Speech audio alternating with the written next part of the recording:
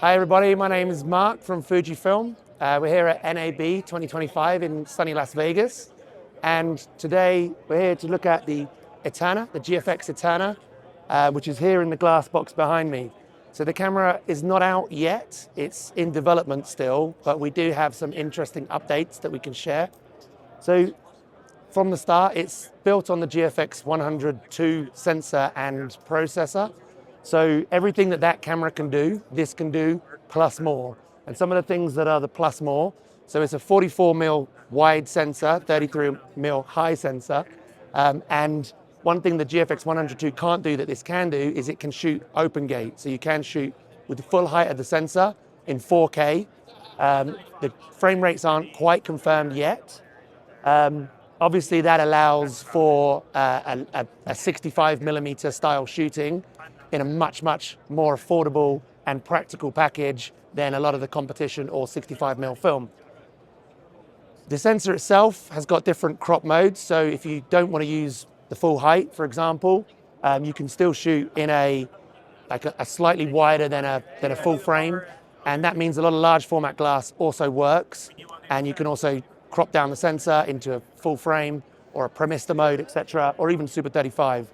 So it's a very versatile camera that we're hoping that a lot of people will find either as an A cam or possibly as a B or C cam with a either 65mm film or with other systems. Another interesting spec that we can release today at the show is the ND filter.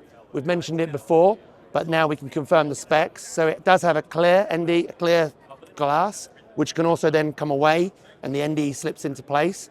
At the lowest strength setting, it's 2 stops of ND, and it goes up to 7 stops of ND, and you can actually go in up to 0.1 increments. So it's very easily controllable ND filter system that is fully internal.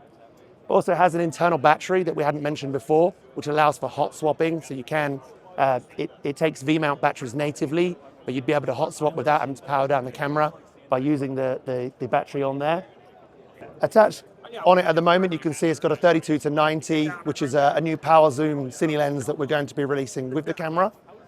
This is a native G-mount, so there's no need for any adapters. It just attaches straight to the camera. And on the front of the camera, there is a dial that allows you to select focus, iris, zoom, or ND. And whichever one you select, you can then use that dial to change, because it has internal motors in the power zoom lens. There's also the same on the top of the camera, so it can allow for very different types of shooting. If you're a sole shooter on your own, or if it's with a larger crew, etc., it will still give you everything you need. We don't have a confirmed release date yet. As I mentioned before, it's still in development, but it is going to be launched in 2025. So sometime this year, this will be out on the market, but we don't have that yet. Like I said, it's still in development, and there's still hopefully more interesting stuff that we'll be able to share over the next few months until we do actually, or whenever we actually come out for a release date.